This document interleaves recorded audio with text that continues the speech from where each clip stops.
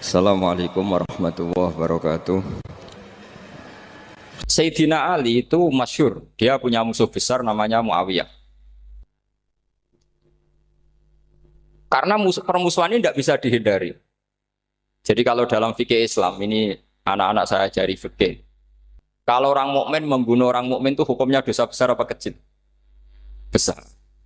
Itu di bab kisos. Tapi orang fikih itu unik. Di fikih itu ada kitab sial namanya. Di takrib ada kitab sial. Dan di situ ada penjelasan mangkutila dunamali fahuwa syahid. Orang yang dibunuh karena membela hartanya atau keluarganya, itu dia mati syahid. Kalau dia posisi membunuh, maka malingnya atau penjahatnya muhaddarun damu. Nggak punya hak nuntut kisos karena dia anggap nggak ada artinya darah. Nah sekarang begini, suatu saat ada garong ke rumah Anda, ingin membunuh Anda karena ingin mengambil harta Anda. Anda ingin ingat status mukminnya atau status garongnya. Terus kamu mau dibunuh diam aja. Saya tidak mau membunuh orang apa? Mukmin atau membunuh orang muslim. Nah, kesulitan yang dialami Sayyidina Ali seperti itu. Orang-orang Khawarij cara berpikir Ali ku geblek. Wong mukmin kok pengen mateni mukmin. Muawiyah yo geblek pisan. Wong mukmin kok pengen mateni orang. Padahal suasana sudah kacau.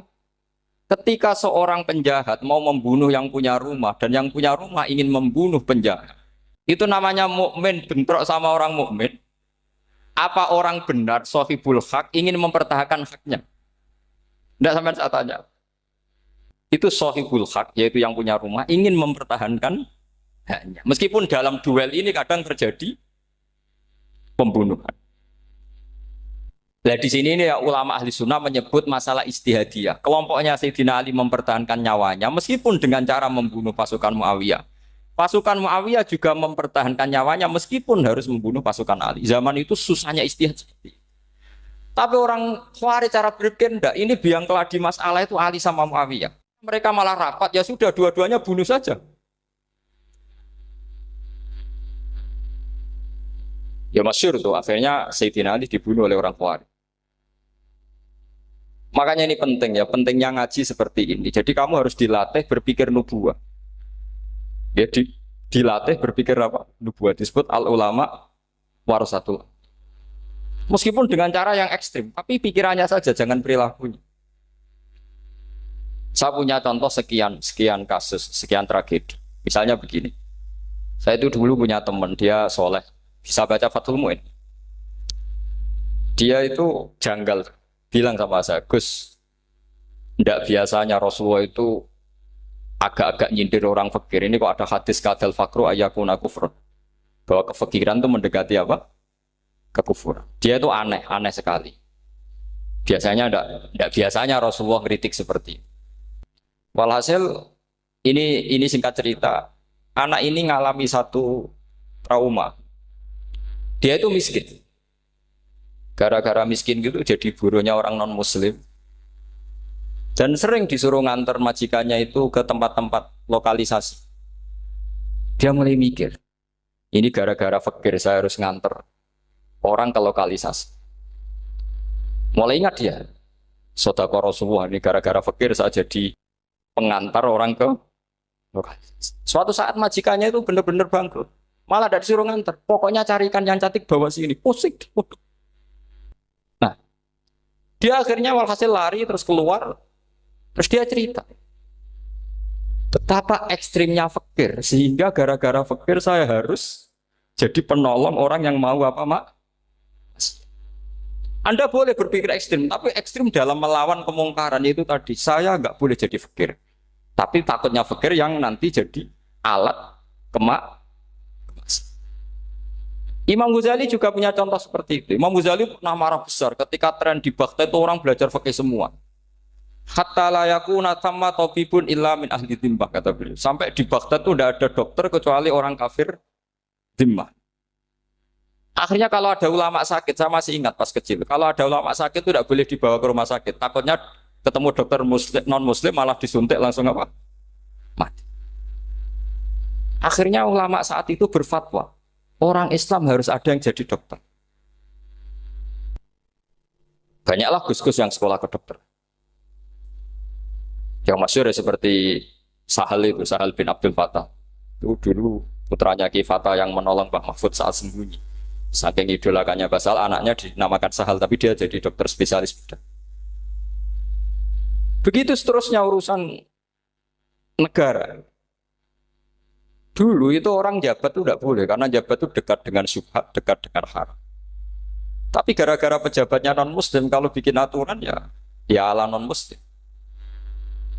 Ulama akhirnya sadar, andikan kita yang jabat pasti tidak seperti itu. Bisa bikin perda ini, bisa bikin pelaturan begini yang menguntungkan Islam. Nah, jadilah banyak pejabat yang sekarang muslim. Tempat-tempat maksiat diobrak-abrik sama Satpol PP macam-macam. Kita untung. Tapi kalau orang-orang Khawarij pikirannya pokoknya pejabat itu dekat dengan haram, dekat dengan syubhat. Padahal dengan kita jabat bisa bikin perda atau apa yang menguntungkan Islam. Kemudian menjadi masalah baru secara fikih. Ini adik-adik dengerin biar kulino senam fikih. Kalau caleg soleh, misalnya Mas Nadif nyalek, ini tadi tak guyoni, mau jadi bupati ndak, kalau ya mau saya dukung. Jadi misalnya gini ya, Zaid sama Bakar, misalnya Bakar itu orang soleh, mau jadi calon lurah. Dia tahu kalau dia lurahnya kampung lebih baik. Kalau yang jadi ini Zaid, itu kampung itu rusak karena dia suka dugem, suka macam-macam. Kemudian Zaid ini pasti jadi karena beli suara. Misalnya per kepala itu dibeli 50.000. Bakar ini kalau nggak beli suara kalah. Padahal dengan kalahnya Bakar artinya kemenangan kemungkaran. Itu zaman era Fathul Mu'in, muridnya Ibnu Hajar Al-Hitami. Ibnu Hajar muridnya Abu Zakaria Al-Ansori itu fatwa. Yang soleh ini wajib beli suara, bukan boleh, wajib beli suara. Tapi ini namanya tidak nyuap, perlu dicatat. Ini namanya tidak nyuap. Jadi tidak bisa kamu kaitkan misalnya ar-rosi wal murtasi finnar. Yang nyuap maupun yang menerima suap adalah sama-sama di neraka. Tidak bisa seperti itu. Karena logikanya dibalik. Sekarang Bakar ini beli suara itu untuk membeli kebenaran, untuk mengawal kebenaran. Zaid beli suara untuk menopang kebatilan. Berarti namanya Bakar ini penyuap atau pembeli kebenaran? Pembeli kebenaran. Harus dibedakan. Nah, ini pentingnya ulama. Memang nyatanya seperti itu. Yang dikatakan nyuap, riswah itu adalah membayar uang li'ibtolil hakti untuk membatalkan kebenaran atau membenarkan kebatilan. Itu namanya nyuap. Tapi kalau mengeluarkan uang untuk menghakkan barang hak dan membatalkan barang batil, itu namanya uang berjuang. Nah ini pentingnya mikir. Jadi ulama itu mulai dulu sudah kelihatan.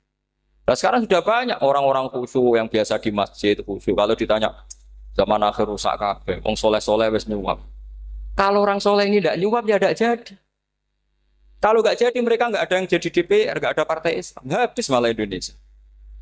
Saya itu punya kenalan banyak pakar-pakar di Jakarta, itu cerita saya, Pak Bahar. Indonesia itu solusinya gampang. Kita ini punya Bali, punya Batam. Itu kalau Bali dimakaukan, Batam dikayakan Hollywood. Amerika kaya itu bukan karena hebat. Pornografi dijual. Tinju di Nevada itu dijual, di Las Vegas dijual. Apa saja dijual. Kalau tidak kaya itu gimana? Sementara Indonesia mau aur-auran gitu sukan partai Islam. Sebenarnya Indonesia gampang. Kalau ingin kaya, Bali itu dikayakan Hollywood atau dikalahkan Makau, jadi kota judi. Batam dijadikan kaya Las Vegas. Itu transaksinya pasti triliunan. Orang kamane wong udo dijual, judi dijual, orang tinju dijual. Tapi gara-gara ada partai Islam, nyari rumus solusi ekonomi itu yang tidak seperti itu. Akhirnya kangelan. Akhirnya rapat isu. Tapi barokah tetap barokah partai apa? Yang menangnya caleg-calegnya rata-rata ya beli. Kalau tidak beli habis. Saya bukan menghalalkan nyuap, enggak. Kalau nyuap tetap haram ila yaumil qiyamah. Tapi kalau suratul masalah seperti ini kamu mengatakan suap itu beda. Ini suratul masalah yang tidak ada kaitannya dengan asal lawannya batil, kecuali lawannya sama-sama hak. Dua calon di kampung itu soleh sama soleh. Ini yang soleh bayar nggak boleh karena siapapun yang jadi soleh itu nggak boleh. Karena kalau cari musuh yang dolim biar halal ya. Sekarang ya seperti itu. Kamu biasa heroik, biasa ngasih kiai kamu, ngasih hadiah kamu, biasa ngasih ibu kamu uang. Ternyata ibu kamu setelah kamu kasih uang, dikasihkan adik kamu atau kakak kamu yang nggak pernah kerja, terus kamu marah-marah, ini tidak adil. Saya yang memberi nggak dikasih, ini yang nggak kerja dikasih terus. Loh kamu biasa jadi pahlawan kok turun kelas menjadi apa? Pasien. Kamu milih jadi pahlawan apa pasien? Pahlawan. Jadi sebetulnya faham-faham ekstremis ini dari kegoblokan. Dari kegoblokan berpikir nubuah sehingga tidak punya rasa ibadah. Lah ini yang menjadi orang-orang ekstrim. Jadi korban pertama ekstremitas itu bukan sahabat tapi Rasulullah Shallallahu Alaihi Wasallam, yaitu Nabi dibilangin oleh mereka, "I'dil ya Muhammad, kamu kalau bagi harus adil." Pikiran mereka kalau adil sama rata sama. Jadi kalau pakai pikiran itu, saya minum di sini itu haram. Mau ndak ikut bikin kok minum. Enak tamu, toko-toko mangan, sing masak kangelan urung. Itu jadi edan bareng. Itu sama seperti kasusnya Bahram Al-Majusi. Dia itu seorang raja kaya, punya anak cantik. Dipikir-pikir, anakku ayu, dirabek nang liya rugi, sing gedhekno aku, sing rumah aku dirabi wong liya. Maka dia berpikir mau dinikahi sendiri. Karena tadi melihat Mas Nadiem kayak orang Kenya tadi, apa Nigeria. Nigeria. Malah nggak layak itu maksudnya orang. Ini Mas Nadif ini termasuk harus mendukung gerakan tidak ekstrim. Nyawanya masih itu karena barokahnya beliau agak-agak gitu. Tapi nggak sampai liberal ya, agak-agak pokoknya itu. Karena ketika ada gerakan ekstrim di Mesir, itu termasuk dia DPO. Ternyata setelah ada intelijen, beliau pas buka itu nggak makan dulu tapi rokok dulu. Wah ini mesti orang sekuler, nggak ekstrim. Akhirnya nyawanya sampai sekarang itu barokahnya rokok pas iftar itu pas. Nah, tanya ini masih hidup, iya mas. Ya pernah sepuh sama saya. Jadi pikiran-pikirannya Bahram itu seperti itu. Walhasil akhirnya Bahram itu menikahi anaknya sendiri. Masyhur itu dalam cerita. Jadi ceritanya itu ada seorang wali tidur di Masjid Haram sama Rasulullah, ditemuin gitu. Terus kata Rasulullah, salam saya untuk Bahram Al-Majusi. Ternyata dicari-cari nggak ada Bahram lain kecuali Bahram yang berdua, bahkan anaknya sendiri mau dinikahi. Ya cara berpikir karena seperti itu. Kalau kita berbuat banyak harus dapat. Itu bahaya. Bahaya sekali karena kalau dalam teori beragama itu al-yadul ulya khairum minal yadis sufla. Kalau biasa ngasih ya ngasih saja, itu heroik. Itu bagus. Jangan biasa ngasih sekarang bermental apa? Pas. Makanya saya itu kalau ngajar di pondok yang dulu pernah saya belajar di situ atau yang pernah sepuh itu, dikasih itu bingung. Karena saya ya masih waras itu. Jadi kalau dikasih itu bingung. Tapi banyak juga guru-guru yang dulu ngaji lama setelah ngajar di pondok alma maternya nuntut. Itu saya tidak tahu itu. Itu sudah ada agak-agak kayak itu tadi.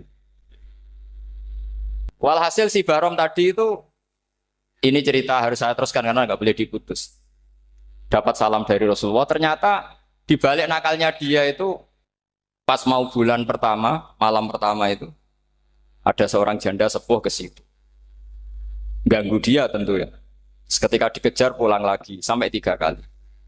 Dia tanya, kenapa bu kamu begitu? Katanya saya ini anak-anak saya kelaparan. Kalau saya pulang anak-anak saya nangis minta makan. Saya ingin minta Anda. Tapi setelah saya ingat Anda ini majusi, saya mukmin, saya mukminah, saya pulang. Ya sudah bu, kamu di rumah saja. Nanti saya kirimi makan. Dikirimi sendiri, padahal dia seorang raja, orang kaya.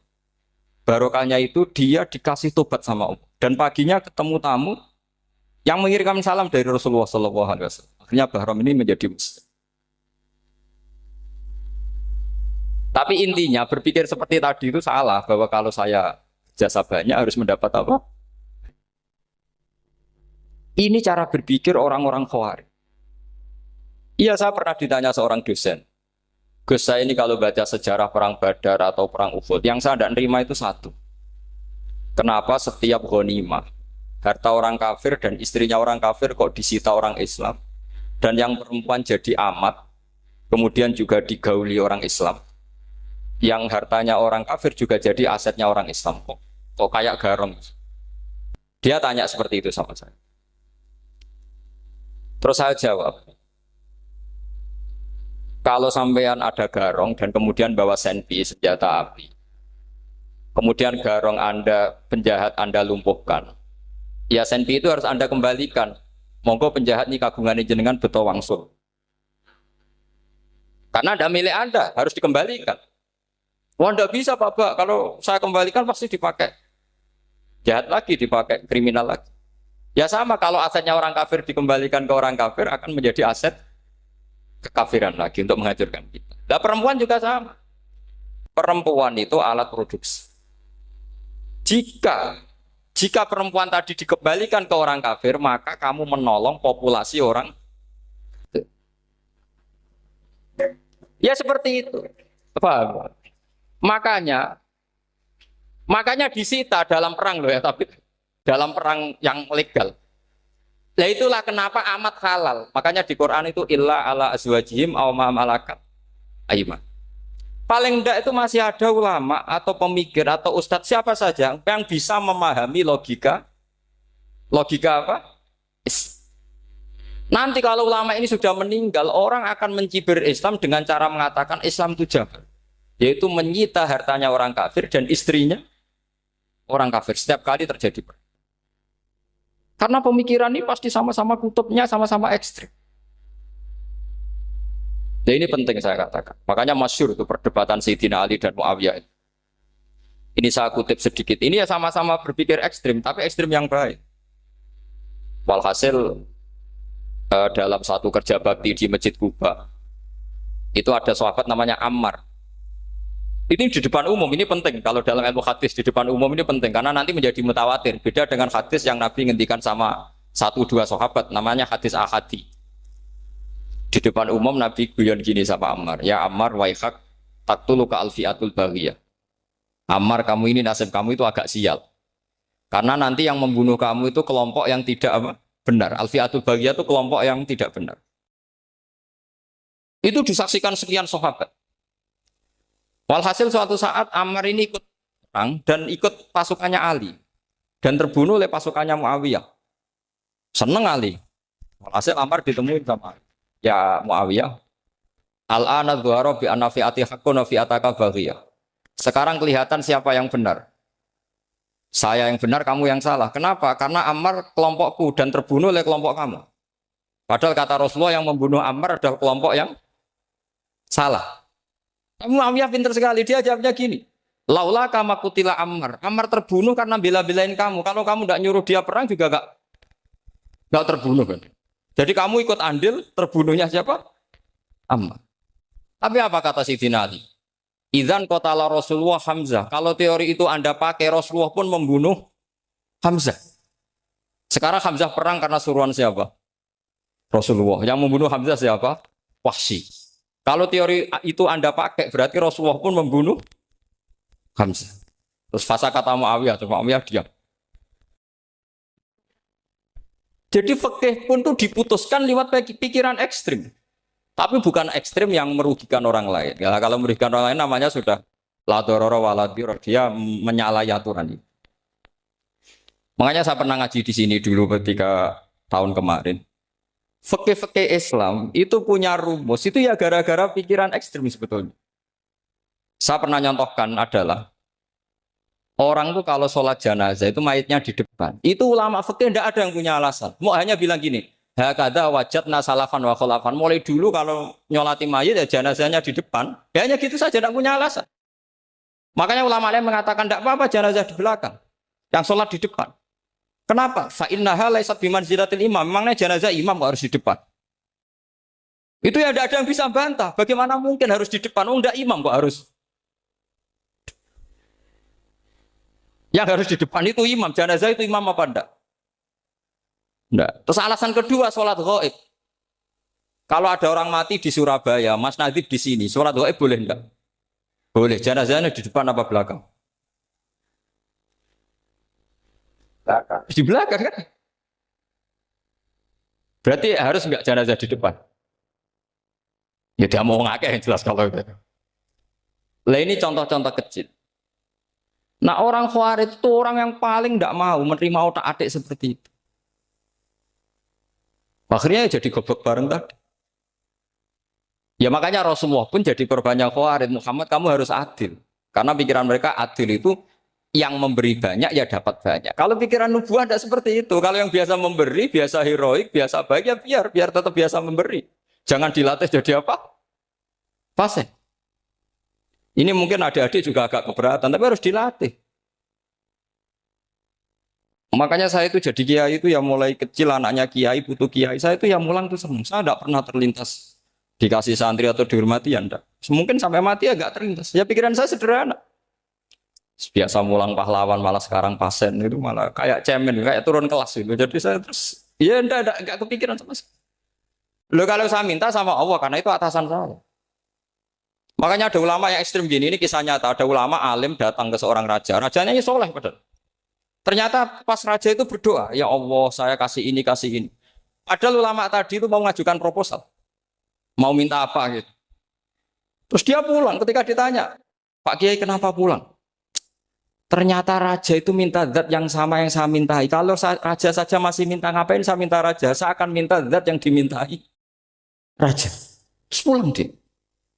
Wah, itu ya pikiran ekstrim, tapi bagus ekstrimnya. Saya akan minta zat yang dimintai.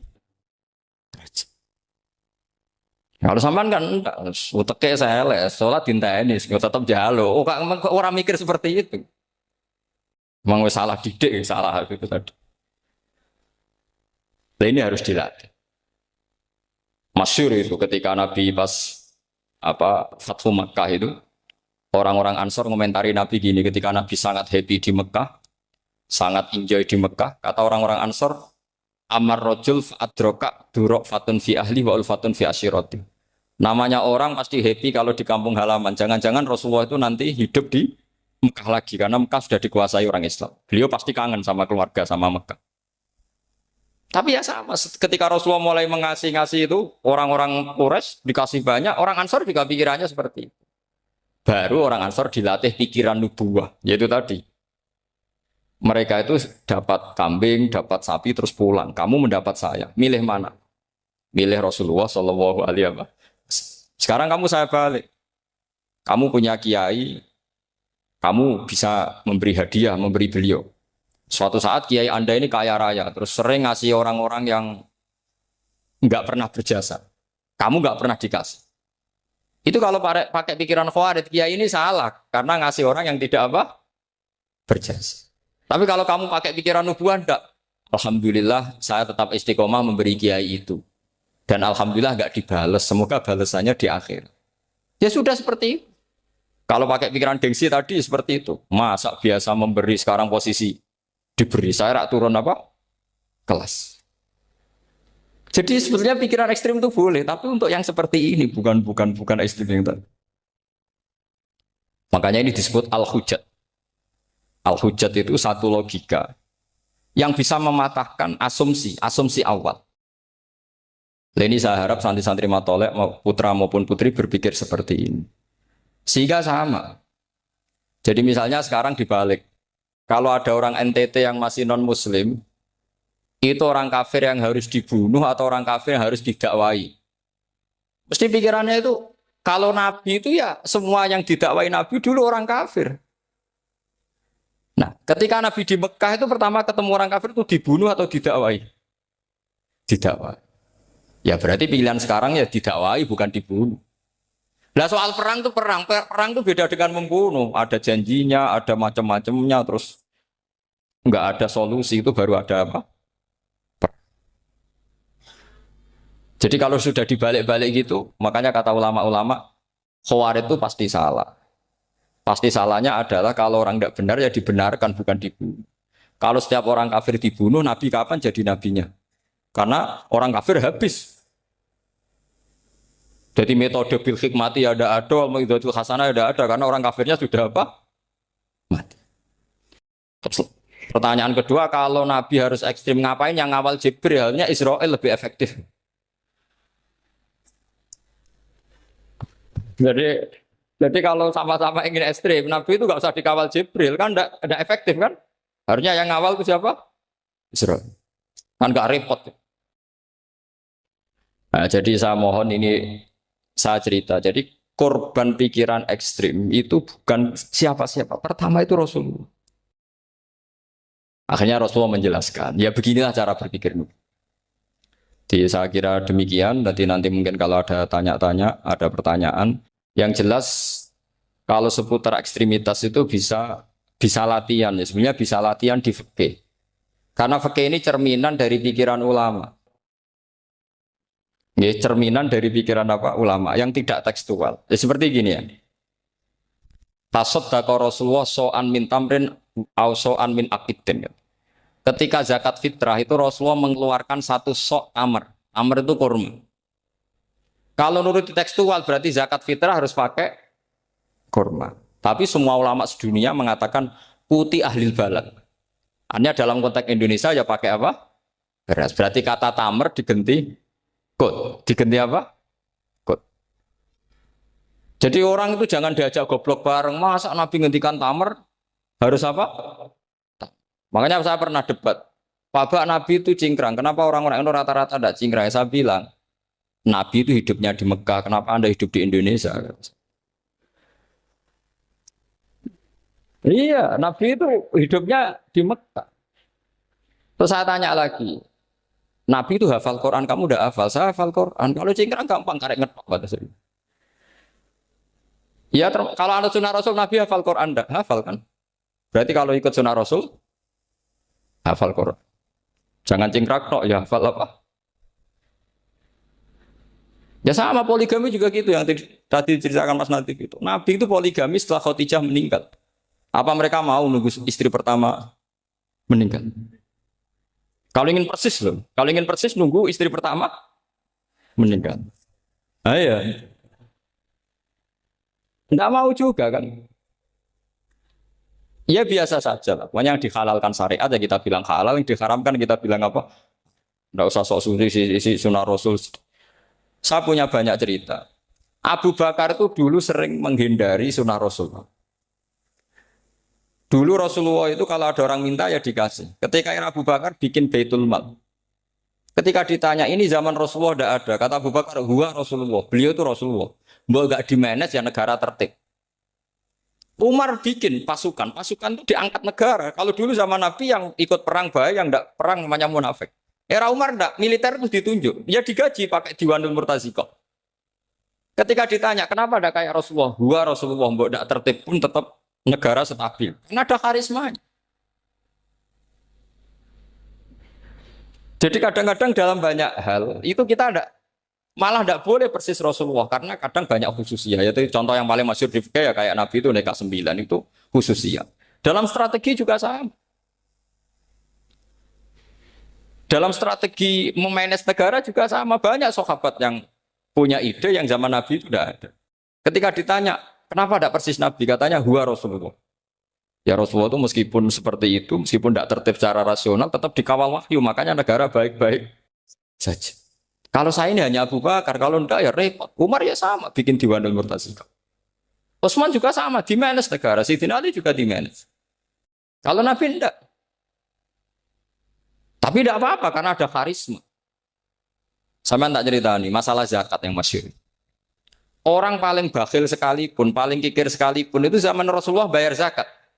Karena pikirannya setelah zakat dikasihkan, Rasulullah mendoakan.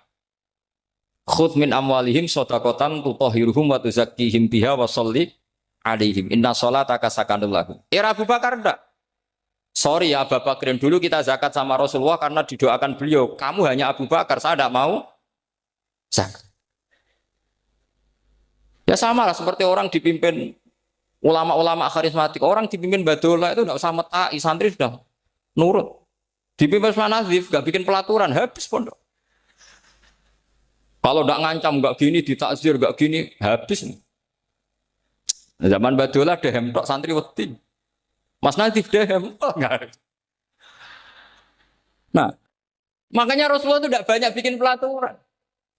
Rasulullah itu kalau mau perang itu hanya bilang sahabat, saya besok ditantang Abu Sufyan di sini. Saya mau perang. Oh itu sahabat ikut semua. Orang melihat wajahnya, melihat karismanya sudah tertarik ingin menyelamatkan beliau. Kita tidak akan ridho Rasulullah keluar sendiri. Kalau Abu Bakar ya enggak. Pertama Abu Bakar pidato sudah sopan. Saya memimpin kamu. Ini ketulitu alas tubuh khairikum. Saya ini mimpin kamu, tapi bukan berarti saya yang terbaik. Jika saya benar maka dukunglah. Kalau salah ingatkan. Itu pertama orang-orang bilang apa? Fawwala uqiman nakabisef. Nanti kalau Anda salah tak ingatkan pakai pedang. Ya karena hanya Abu Bakar bukan Rasul. Jika diaturlah, ini ada militer, ada pengawal, ada Baitul Mal. Era Umar lebih modern lagi, ada Diwanul Murtazikoh, ada macam-macam. Ya Rasulullah nggak ada. Nah sekarang orang sidik-sidik muni sunnah Rasul. Padahal ada sunnah Rasul yang khasnya Rasulullah sebagai nubuah. Ya, khasnya Rasulullah sebagai apa? Coba Nabi itu istrinya 9. Semuanya cerita tentang tahajudnya Nabi, witirnya Nabi. Apa kira-kira Mas Nadif kalau punya istri 4 ceritanya tentang tahajudnya Mas Nadif? Kan enggak. Nah, jadi saya mohon, sebetulnya pikiran-pikiran ekstrim itu karena enggak mau belajar. Enggak mau belajar. Kalau mau belajar itu kata Imam Ghazali itu dalam kitab Imla, Al-Imla fi Iskalatil Ikhya itu. Fal ma'ani awsa'u minal ibarat. Yang namanya ma'ani itu awsa'u minal ibarat. Jadi yang fal ma'ani awsa'u minal ibarat. Jadi yang namanya makna itu lebih luas minal apa? Ibarat. Nah, ini contoh yang paling nyata ya Sayyidina Ali. Ketika Sayyidina Ali perang sama Muawiyah, itu Sayyidina Ali bilang, sebaiknya Muawiyah kirim delegasi, mediator. Saya juga kirim mediator. Terus orang-orang Khawarij karena tadi tekstual. Mahada ya Ali. Ini apa ya Ali? Lam yujad fi kitabillah. Aturan mediator itu tidak ada di Quran. Bahwa kalau kita perang harus ada mediator itu tidak ada. Terus Sayyidina Ali baca ayat wa in khiftum shiqaqa bainihima fab'atsu hakaman min ahli wa hakaman min ahliya. Jika lelaki dan perempuan, suami istri terjadi shiqaq, terjadi konflik, maka suami kirim satu mediator, yang pihak perempuan juga kirim mediator. Terus Sayyidina Ali ngendikan wa amru Muhammad a'dhamu min amri rajulin wa imra'atin. Urusan umat Muhammad lebih serius ketimbang urusan hanya sekedar suami dan istri. Maka kita butuh hakam, butuh mediator. Baru 4.000 orang Khawarij tobat ngikuti pikirannya Sayyidina Ali yang tidak tekstual. Sama seperti zaman Rasulullah. Ketika Rasulullah mau perang Badar, saya ini mau perang Badar kata Rasulullah. Musuh saya itu 1.000 lebih. Kalian hanya 313. Apa kita teruskan? Itu sahabat langsung bilang gini, saya tuh hafal teksnya. Idzan lanaqulu laka kama qalat banu Israil fathab anta wa rabbuka faqatila inna hahuna qa'idun walakin idhab anta faqatila inna ma'akum muqatilun. Ini kelihatan sekali bahwa para sahabat sudah ada tekstual. Orang-orang Bani Israel ketika melihat Musa katanya sakti dan orang dekat Allah, itu cara berpikir orang Bani Israel gini. Walhasil ada perintah supaya Musa itu merangi kaum Jabarin. Orang Jabar ini gagah-gagah, pikirannya orang Bani Israel. Musa kami itu sakti dekat Allah, ya sudahlah sama Allah saja sana, tak tunggu di rumah kabarnya.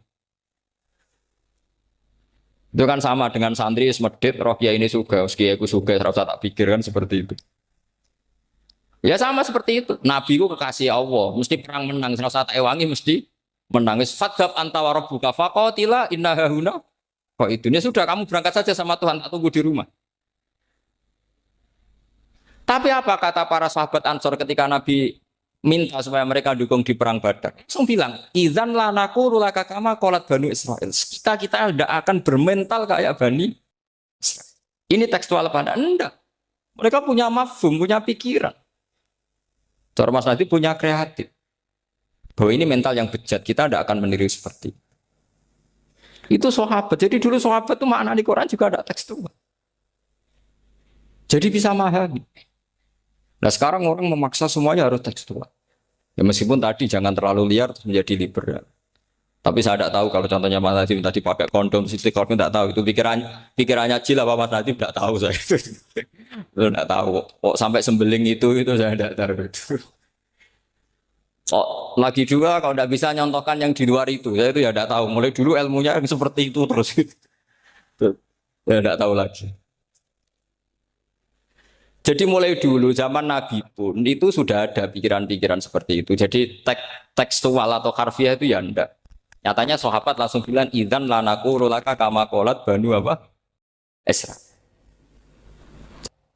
Kalau kamu berdoa itu yang tadarruk. Tadarruk itu ya yang sangat sopan wa khufya secara diam-diam atau secara enggak berlebihan. Terus hanya ayat innahu la yuhibbul mu'tadin. Allah itu tidak suka orang yang melewati batas. Itu termasuk melewati batas dalam doa karena ada unsur mendikte Allah. Saya memberi contoh tadi. Misalnya kita sebagai cowok berdoa ya Allah saya ingin punya istri cantik, sholihah, nasabnya baik, gak pernah cerewet, gak pernah apa. Itu kan nanti nyarinya juga susah. Nanti kalau Allah menjabatkan itu adanya di surga, ning donya ora payu rabi, kira-kira. Nah itu sudah berlebihan. Terus kalau ada ulama mengatakan doa itu mukhul ibadah. Itu maksudnya gini, doa itu bukti kita minta itu bukti kita lemah. Nah merasa lemah itu sudah bagian dari ibadah. Makanya masyhur itu syairnya Abdul Al-Haddad itu. Fadu'ai wabdihali dalilun li fiftikori. Jadi saya berdoa itu hanya sebagai bukti saya butuh Allah. Saya sendiri tidak punya kepentingan mustajab apa enggak. Jadi wali-wali yang mengatakan doa itu mukhul ibadah, sebetulnya itu malah wali-wali yang dari awal enggak kelintas disembadani apa enggak. Butuhnya dia itu menunjukkan bahwa saya ini lemah. Buktinya, posisinya minta. Itu yang dimaksud mukhul ibadah. Tapi kalau kita berdoa terus posisi kita protes. Katanya kamu baik ya Allah, engkau baik. Ternyata enggak juga. Buktinya semua doa saya enggak kamu kabulkan. Wah, ini malah doa kriminal. Jadi yang dimaksud mukhul ibadah itu doa itu bukti minta. Minta itu bukti lemah. Makanya ada syairnya Abdul Al-Haddad maksud fadu'a ibabdihali dalilun li tikoh. Jadi saya minta engkau ya Allah itu bukti saya butuh. Jadi itu bukan dua hal yang harus dipertentangkan. Jadi kalau doa dikatakan apa? Ibadah karena di doa itu minta. Nah, minta itu bukti merasa kita lemah.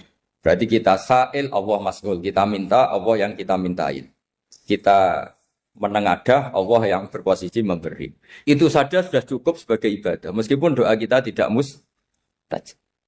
Karena memang tadi seperti itu. Kalau di ilmu-ilmu tasawuf itu apa ya?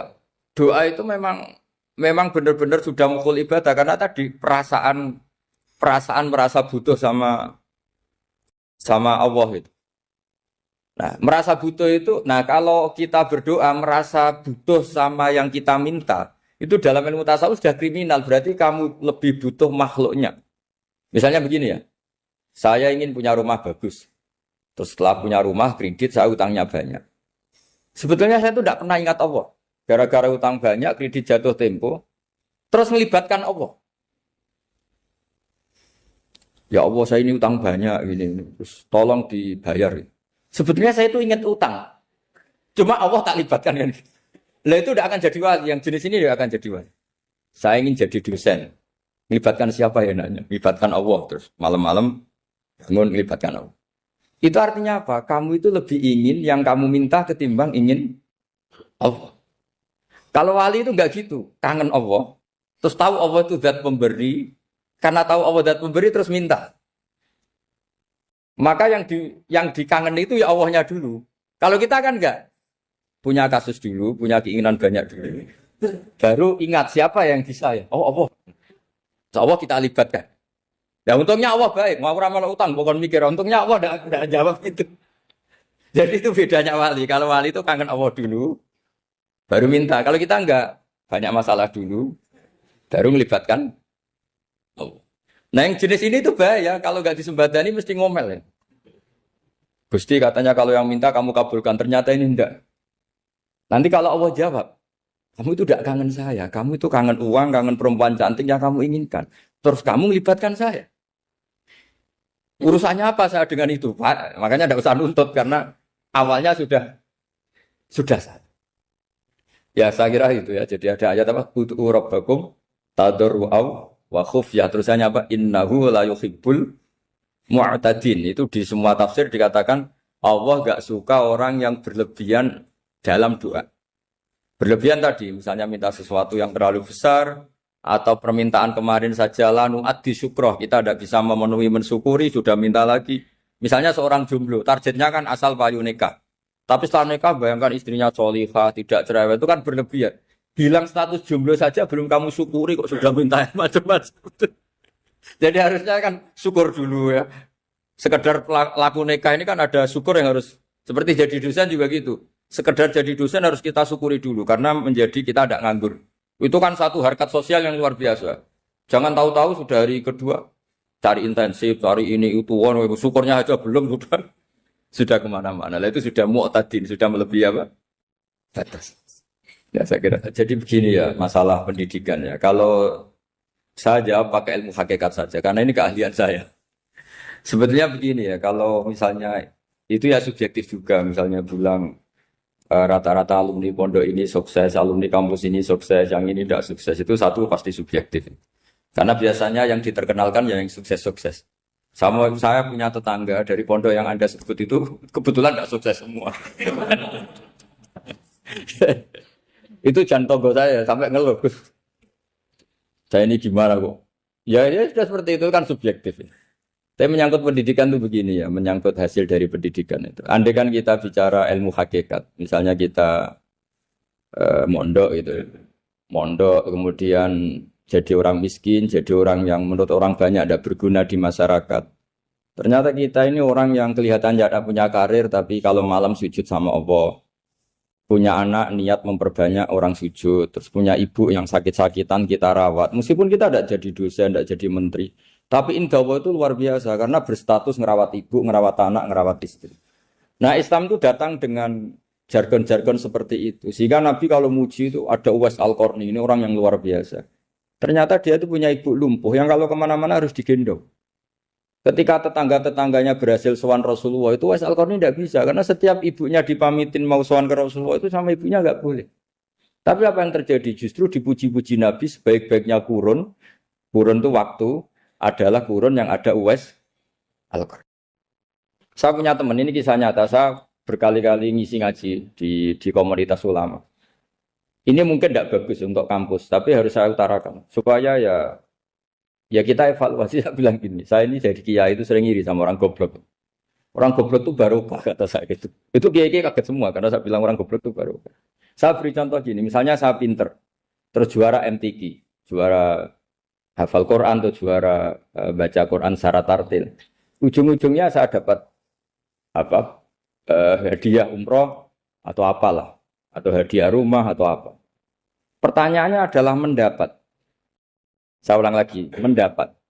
Sementara ada santri yang bodoh, gara-gara bodoh itu dosen UI yang enggak, jadi kiai yang enggak, akhirnya dia jadi pekerja di Korea. Barokahnya bodoh tadi. Karena di Korea melihat orang ateis, akhirnya dia kepikiran bikin masjid. Sebagian gajinya disumbangkan untuk masjid. Ini bodoh pendiri masjid. Tapi kita gara-gara dosen dakwah di masjid, ini pinter dapat uang dari masjid. Nah ini bukan nyindir, ini biasa saja. Ini maksud saya. Maksud saya, kamu jangan ngabaikan hidup. Akhirnya apa yang terjadi? Saya ini punya teman ini betul. Saya ini kan kecelok dulu tuh Gus Alim. Nasib saya di mana-mana dihormati. Kadang saya merasa dosa. Kok dihormati? Saya punya teman, dulu gobloknya minta ampun sekolah, sekelas maksudnya. Gobloknya, soalnya gobloknya harus disepakati. Sudah. Iya, goblok mujma'al ya kira-kira. Singkat cerita, dia itu hidup di pedalaman Kalimantan, sekitar tahun 92. Dulu kan biasalah, di dalam hutan itu pasti ada penebangan hutan macam. Dia ada bosnya, yang jelas dia ada bosnya. Saya yakin juga agak kriminal. Karena dia tidak yang illegal logging. Pokoknya ditakdir dia hidup di tengah hutan. Ikut orang. Setelah itu dulu nggak ada HP. Sering kirim surat ke saya, Gus, saya ini hidup di tengah hutan. Tapi saya ini Muslim pernah mondok. Kalau nggak bikin Jumat itu nggak enak. Bikinlah dia Jumatan. Nah karena dia pernah ngaji fikih Syafi'i, kalau Jumatan nggak ada orang 40 itu harusnya zuhur tidak Jumatan. Tapi orang yang kerja di situ tidak mau. Wong dino Jumat kok zuhuran loh Pak. Kalau dino Jumat ya Jumatan ya. Tanya saya, Gus itu kalau ada kaulnya enggak supaya Jumatan enggak orang 40 sah. Singkat cerita dia lama-lama jadi pendiri masjid di situ. Dia punya sedikit gaji ya dipakai masjid, punya sedikit tanah diwakafkan untuk masjid. Artinya apa? Indawa ini banyak orang bodoh, ternyata di komunitasnya dia muassis, pendiri, pemberi. Sementara kita yang keceluk pinter, dapat umroh, dapat bonus. Kira-kira nanti kita ketemu Allah. Kamu pernah nyumbang Islam apa? Yang bodoh jawab, oh nanti Gusti bikin masjid di pedalaman. Kita-kita yang pinter. Kayaknya kalau memberi, enggak lah Gusti. Reputasinya mendapat. Ketika Nabi memenangkan perang Badar, itu ada Asra Badrin, tawanan-tawanan perang Badar. Nabi suka musyawarah, suka rembukan. Ya Abu Bakrin, menurut kamu tawanan ini diapakan? Kata Abu Bakar, hum asyiratuka. Mereka itu keluarga engkau, orang-orang Quraisy. Ya dibebaskan saja. Pakai tebusan. Nanti uang itu kita kelola supaya jadi penguat Islam. Dan orang-orang ini merasa utang jasa karena harusnya dibunuh tapi kita bebaskan. Terus tanya, bagaimana kamu ya Umar menurut kamu? Kata Umar, ini kan orang-orang yang dulu ingin bunuh kamu. Yang ingin menghabisi jenengan. Dan sudah ngusir jenengan. Ya setelah ketangkap ya dibunuh kok repot. Apa kata Rasulullah? Rasulullah spontan ngendikan inna masalah kayak Abu Bakrin kamasali Ibrahim. Kamu ibarat kayak Nabi Ibrahim. Izqala faman tabi'ani fa innahu minni wa man asani fa innakal ghafurur rahim. Jadi Nabi Ibrahim itu unik. Melihat umat itu sesyafakoh itu. Syafakoh itu banget sayangnya. Nabi Ibrahim cara berpikir, faman tabi'ani fa innahu minni, orang yang ikut saya ya Allah pasti golongan saya, tentu layak masuk surga. Waman asoni, orang yang mendurhakai saya, fa innaka ghafurur rahim, engkau Maha Pengampun. Bukan yang mendurhakai langsung masuk neraka, enggak, engkau Maha Pengampun. Wa masaluka ya Umar kama salin Nuh, isqala rabbil tadzar ala ardi minal kafirina dajara. Umar, kamu mirip Nabi Nuh, inginnya semua orang kafir dihabisin. Ya masyhur kan Nabi Nuh itu enggak ingin ada orang kafir sampai ada banjir tufan. Nah kalau sampean tanya bedanya apa dengan garis keras sekarang? Bedanya ya beda sekali. Kalau Nabi Nuh benci sama orang kafir itu diserahkan yang punya. Sehingga yang punya yaitu Allah yang menghukum dengan banjir bandang. Tapi kalau kita kan kadang kita bertindak sendiri. Jadi potensi disalahkan. Yang jelas dalam hadis-hadis sahih, Nabi Nuh itu tidak bisa mensyafaati karena itu. Ketika diminta syafaat, ini hadis sahih bukan ada di Bukhari, ada di Muslim. Karena biasanya kalau di kota itu ditanya, ini sahih enggak? Untungnya yang tanya kadang enggak paham, ini alhamdulillahnya. Jadi, wah repot. Nabi Nuh itu diantara sebabnya enggak bisa mensyafaati adalah pernah corong Jawa maksudno kaume. Kalau dalam bahasa Arab itu, da'a li Zaidin berarti mendoakan positif. Kalau da'a la Zaidin mendoakan negatif. Kalau orang Jawa itu ada doa, ada pasot. Nabi Nuh adalah orang yang pernah maksudkan kaumnya. Nah, saya cerita sedikit tentang Nabi Nuh dan Nabi Ibrahim. Nabi Ibrahim dianggap tadi cerminannya Abu Bakar, dianggap niru Ibrahim, cerminannya Umar, dianggap niru Nabi siapa? Nabi Nuh. Lalu kalau sampean tanya, bedanya gimana? Begini logikanya. Kita mengkaji secara akademik begini. Ada ulama besar, namanya Abdul Hasan Asyadzili, itu masyhur di Indonesia menjadi Thariqah Asyadziliyah. Terus ada seorang muridnya minta gini, ya Abdul Hasan Asyadzili, tolong saya dikasih ijazah supaya saya tidak pernah maksiat di bumi ini. Karena saya takut sama Allah, kalau saya maksiat itu merasa tidak nyaman dengan Allah. Abdul Hasan Asyadzili ini malah marah besar. Atuhibbu alla tadhharu maghfiratu. Kalau kamu tidak pernah maksiat, berarti kamu suka maghfirahnya Allah Ta'ala itu tidak kelihatan. Karena tidak ada yang maksiat.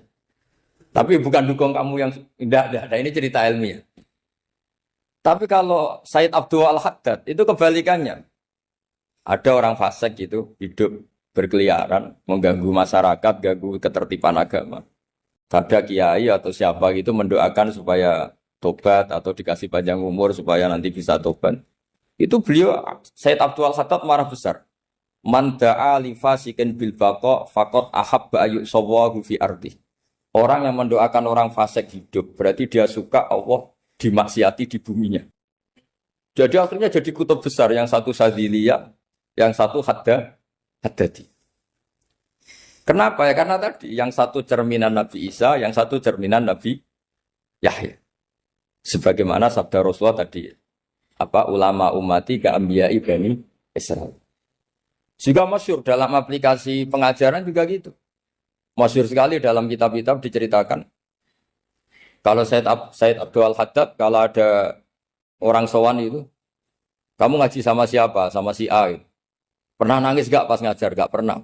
Udah gak terus, gak usah diterusin ngaji orang seperti itu. Hatinya atas, ya. Wong orang iso nangis. Ya.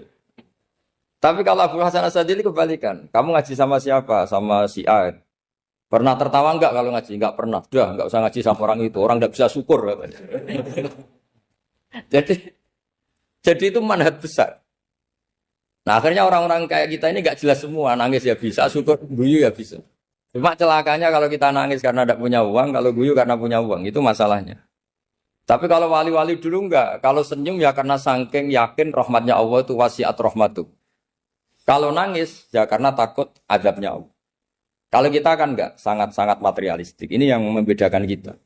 Sebenarnya nangis dan senyum itu satu keharusan karena Allah punya madharul jalal. Ketika Allah dengan sifat keagungannya, maka kita ini seorang Jawa serako bersenyum. Tapi Allah itu kadang sebagai madharul jamal. Adanya satu keasikan. Sehingga yang merengut itu yang salah. Makanya dalam ilmu tasawuf, kutub wali itu hanya dua. Allah dengan madharul jalal, dengan Allah yang madharul jamal. Contoh madharul jalal misalnya gini.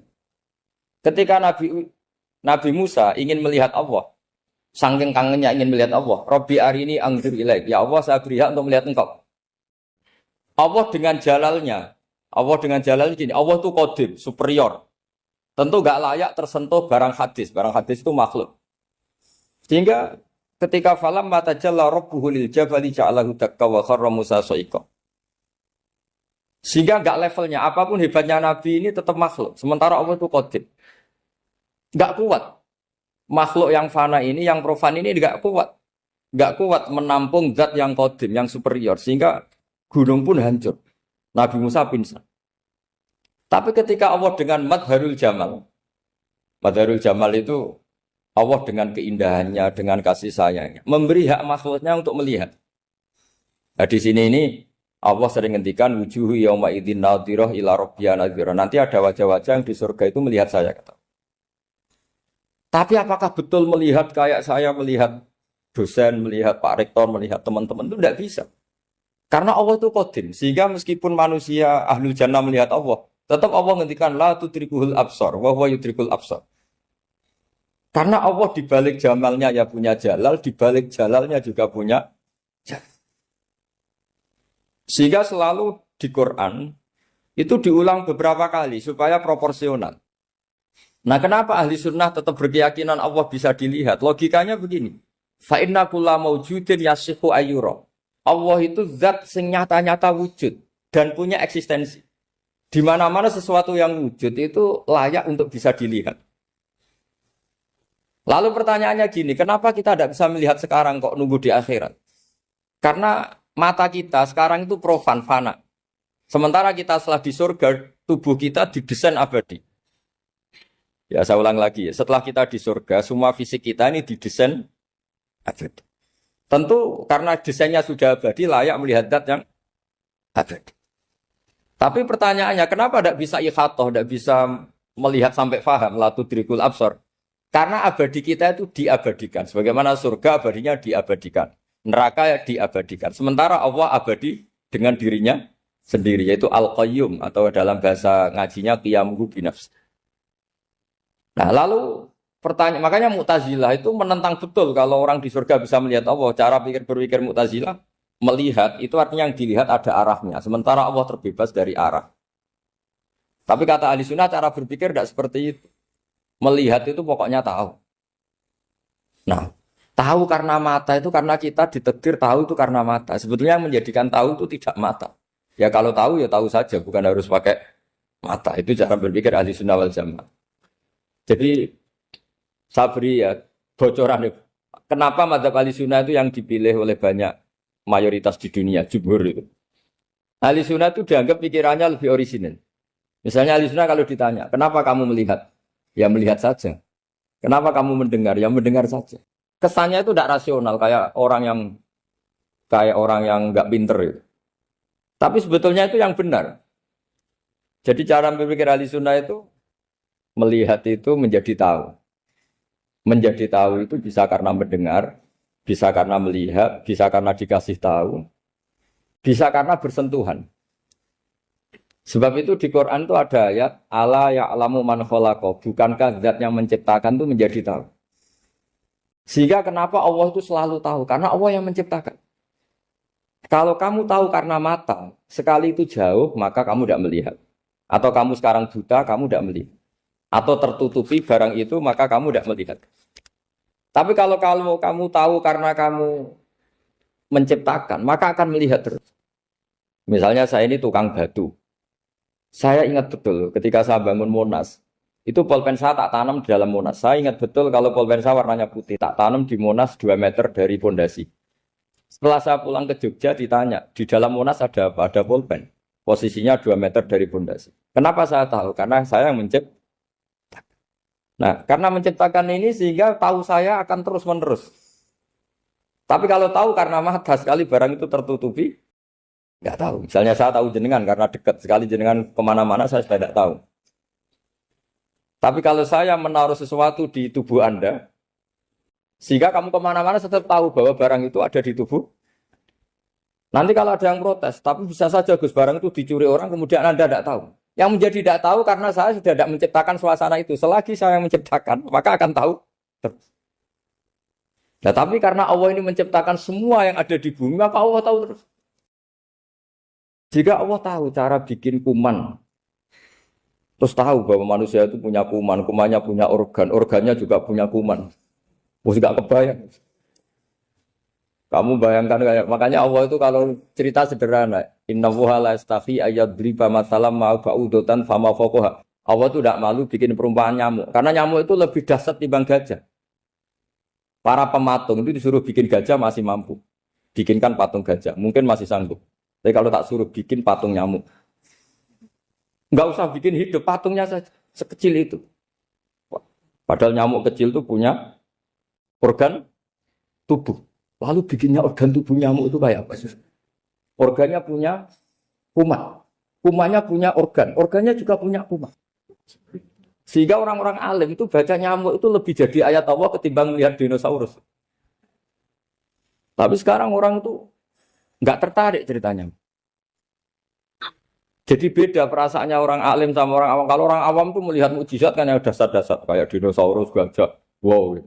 Kalau orang alim nggak, malah melihat nyamuk. Kealiman seperti itu terjaga di umatnya Muhammad, di umatnya Rasulullah Muhammad SAW. Karena ketika umat ini nggak ditunggui para nabi, itu Allah menjamin Muhammad, ulama umatmu nanti punya kemampuan seperti nabi. Tentu tidak dalam keutamaan ya, keutamaan tentu nggak sekelas sama nabi. Kenapa itu terjadi? Karena tadi para nabi ini mewakili sekian. Kalau kita sangat mencintai Indonesia, maka kita akan tegas siapapun yang ingin menghancurkan Indonesia. Itu kira-kira cerminan Nabi Nuh. Kalau kita sangat mencintai Allah, maka kita akan benci sebenci-bencinya sama orang yang mendurhakai Allah. Tapi masalahnya, Allah yang kita cintai itu memaklumatkan diri kalau bersifat ghafur, pengampun. Sehingga kalau kita terlalu kasar, ini kan yang kita cintai bersifat ghafur kok kita kasar. Di sini Nabi Ibrahim. Beliau sangat mantel sekali sama yang durhaka sama Allah. Tapi yang mau mantel gimana? Zat yang mengajarkan itu bersifat ghafur. Maka kita mau tidak mau. Makanya ada riwayat mengatakan takhallaku bi akhlaqillah. Kamu bertata krama kayak akhlaknya Allah. Akhirnya ya sudah. Kita mau apa coba? Kira-kira kalau kamu mencintai seseorang, itu potensinya kan dua. Protektif. Ada telepon, itu dari siapa? Cewek atau cowok, protektif. Itu bukti cinta atau bukti suudon kan tidak tahu. Tapi misalnya kamu cinta perempuan terus WA-an sama lelaki gak apa-apa, jalan sama lelaki gak apa-apa, sama masa lalunya pacarnya juga gak apa-apa.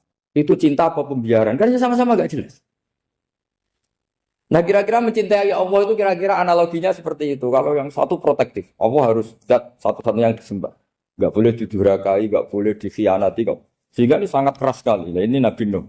Di sini ada Nabi Ibrahim karena orang yang zat yang kita cintai bersifat ghafur. Jika kalau kita terlalu tegas beda dengan sifatnya Allah yang bersifat ghafur. Nah, umatnya Nabi seperti itu mulai dulu. Ada yang moderat, ada yang keras, ada yang setengah keras, setengah moderat.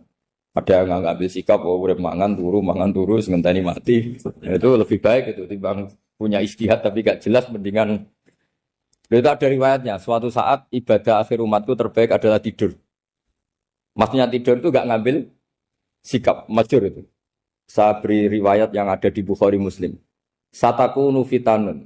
Al-qa'id fiha khairun nal qa'im wal qa'in fiha khairun nal masi wal masi fiha khairun nasai. Nanti di akhir zaman itu banyak fitnah. Kata Rasulullah, yang duduk lebih baik ketimbang yang berdiri. Yang berdiri lebih baik ketimbang yang jalan. Yang jalan biasa lebih baik ketimbang yang jalan bergegas. Man tasyarrafa laha tastasrifu. Fitnah itu adalah siapa yang terlibat maka akan semakin parah. Sehingga semenjak itu ulama berpikir nanti di akhir zaman kalau ada fitnah, itu sebaiknya orang ngambil sikap sepasif-pasifnya, secuek-cueknya. Jadi semua syurahul hadis sepakat makna hadis ini apa? Orang disuruh sikap secuek-cuek. Misalnya pilihan presiden, contoh kecil pilihan presiden. Mungkin para intelektual nggak merasa, tapi kalau ulama itu cara berpikir beda. Pilihan presiden, kamu fanatik milih A, yang satu fanatik milih B. Ya presiden atau bupati atau gubernur. Terus yang satu bilang gini, wah kalau nggak di presideni A, nggak di bupati A, nggak di gubernur A, negara ini rusak. Mungkin betul dari segi jejak rekamnya A ini bagus. Tapi pertanyaannya secara tauhid, bagaimana Anda menggantungkan kesejahteraan sama makhluk? Kamu nggak pernah terusik begitu kan para intelektual? Itu kan melukai. Bagaimana mungkin Anda menggantungkan kesejahteraan dengan seorang makhluk? Wah kalau di presiden A pasti Indonesia makmur, kalau bupati A pasti Sleman makmur, pasti Bantul makmur. Nah, bagaimana mungkin makhluk yang sedang soleh kamu pastikan selalu soleh? Wong dia makhluk bisa berubah. Sementara yang B misalnya fasik, wah kalau dipimpin B pasti rusak negara. Bagaimana kamu pastikan B yang fasik selalu fasik? Dia saja dia husnul Fatimah, yang fasik pas mimpin jadi soleh, yang soleh pas mimpin jadi fasik. Akhirnya ulama karena tahu sifat manusia itu baru badan kendali di tangan Allah. Sikapnya nggak jelas. Saya ini termasuk orang yang terkenal nggak jelas. Karena kalau ditanya, Gus sampai milih presiden mana, bakti mana? Sanut pangeran sing dadi ya kula yalin. Wah, anut pangeran yo kacau. Wah, luwih kacau menan anut pangeran kan. Ini kan sudah tidak sambung karena pikirannya ulama. Memang nggak beda, cara berpikir ulama itu beda. Bahkan bapak saya itu kalau didik saya itu begini. Kalau meseli saya atau ngirim saya dulu itu kan pakai mes. Ini uang kamu 500.000 untuk kamu. Mesti ditambahi 100.000 ini untuk buat jajan sama teman-teman. Mesti ada uang pokok, ada uang sodako. Dulu saya sering tanya, kenapa bapak sangat menghormati teman-teman saya? Kata bapak, kue mondok, aku ra iso nyukupi, sing iso nyukupi ya konco-konco. Ternyata betul, rata-rata anak kuliah atau anak mondok, uang pribadinya kan 8 hari dari dikirim sudah habis. Berarti kan masih 22 hari, kok bisa hidup itu kan barokahnya teman-teman itu. Malah yang agak beling itu 1 hari sudah habis, berarti ada 29 yang bergantung sana-sini. Sehingga Nabi dulu cara ngendikan itu unik. Kata Nabi, da'un nasa yarzuqu wahu ba'duhum ba'duh.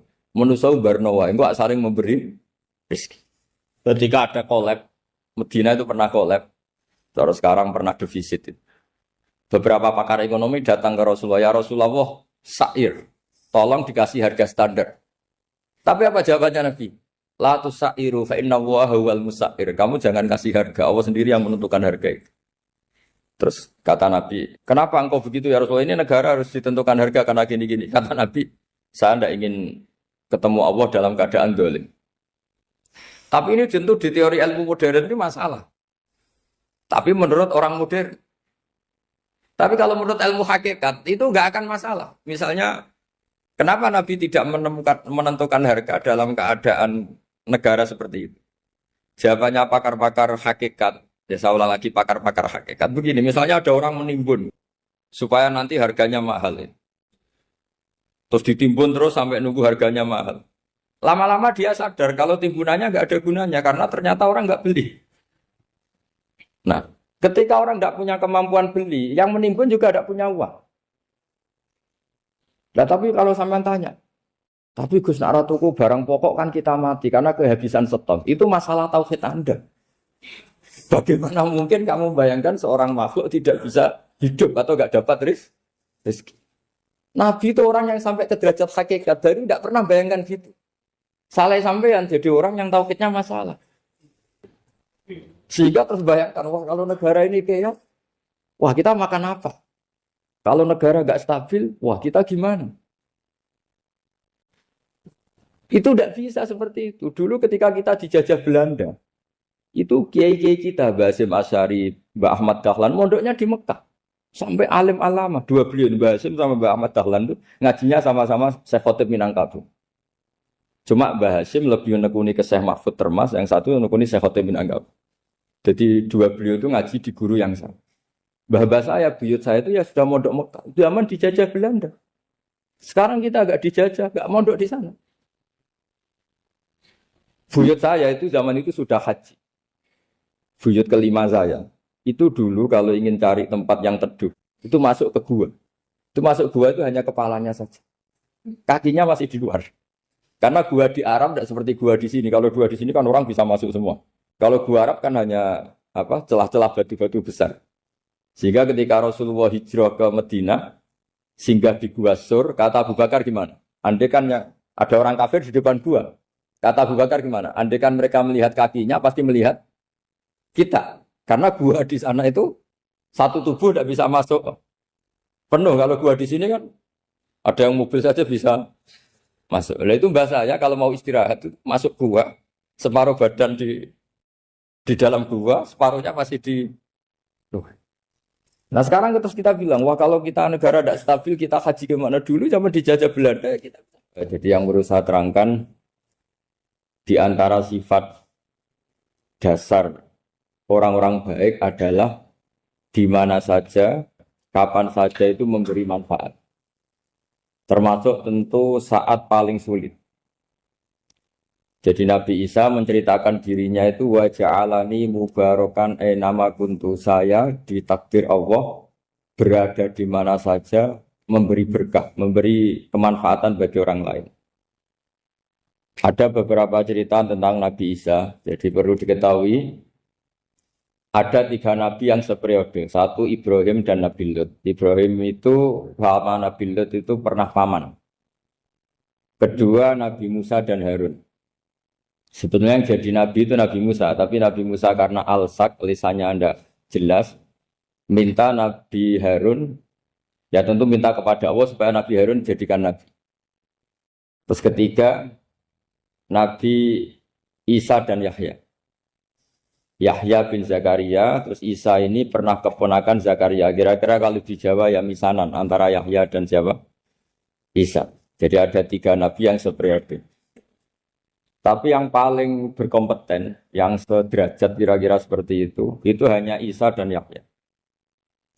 Karena Nabi Lut dan Nabi Ibrahim itu beda level. Karena Lut ini pernah keponakan, jadi hubungannya kira-kira yang murid dan guru. Terus Musa dan Harun itu juga nggak level, karena Nabi Harun ini jadinya Nabi itu atas permohonan Nabi Musa. Sehingga meskipun Harun itu kakaknya, tapi nggak berani bantah. Jadi Nabi Musa itu dalam cerita, beliau itu alsak. Alsak itu lesannya agak kedal. Tapi ini alsak yang barokah. Jadi dulu ceritanya Musa kecil karena dia seorang Nabi, beliau seorang Nabi. Itu kalau melihat Fir'aun itu mantelnya bukan main. Padahal kecilnya dirawat Fir'aun. Singkat cerita mulai kecil sudah usil. Kalau melihat Fir'aun itu ya jenggotnya dipakai mainan. Pokoknya nakal. Lama-lama Fir'aun curiga, dasar orang Israel. Nabi Musa ini turunan Israel. Lama-lama Fir'aun itu yakin kalau itu sengaja. Akhirnya Fir'aun mau membunuh Musa. Terus kata istrinya Fir'aun, Musa itu masih anak kecil. Jadi seperti itu ya bawaan anak kecil, bukan bawaan kebencian terhadap orang Kipti, orang Mesir. Kalau dalam bahasa kitab kuno Mesir itu Egypt Al-Qibti. Makanya disebut Maria Al-Qibtiyah. Kalau orang sekarang bilang Egypt itu bahasa kunonya Mesir itu Al-Qibtiyah. Nah, memang secara bahasa Arab Mesir itu nggak mungkin, bahasa Arabnya Mesir itu nggak mungkin karena Misro itu maknanya kota. Jadi kalau kamu bilang kamu kemana, ke Misro, ke kota, lah ya kota mana, ya kota Mesir, itu bisa debat kusir. Jadi ya kayak kita lah, kita sekolah di mana, di madrasah. Madrasah terjemahnya apa? Sekolah. Nah, kemudian oleh istrinya Fir'aun ya gini saja, buktikan kalau Musa itu masih anak kecil. Masyhur itu dalam cerita dikasih bara api sama apel. Sebenarnya Musa kecil ini sudah pinter mau milih apel. Sama malaikat Jibril diarahkan tangannya itu ngambil apa? Bara api terus dikunyah. Itu yang menyebabkan lisannya Musa itu alsak, agak pelat. Nah ketika jadi Rasul itu akan repot karena nanti harus pakai penerjemah. Jadi seorang Rasul tapi lisannya tidak apa? Cakap. Akhirnya Nabi Musa realistis ngendikan ketika diutus wa akhi Harun wa afsahu minni lisanan fa arsilhu ma'iyarid ayyusaddiquni inni akhafu ayyukadzibun. Ya Allah, saudara saya Harun itu lisannya lebih fasih. Tolong jadikan dia rasul sebagai penguat saya. Akhirnya Allah mengabulkan doanya Nabi Musa, kemudian Harun dijadikan sebagai apa?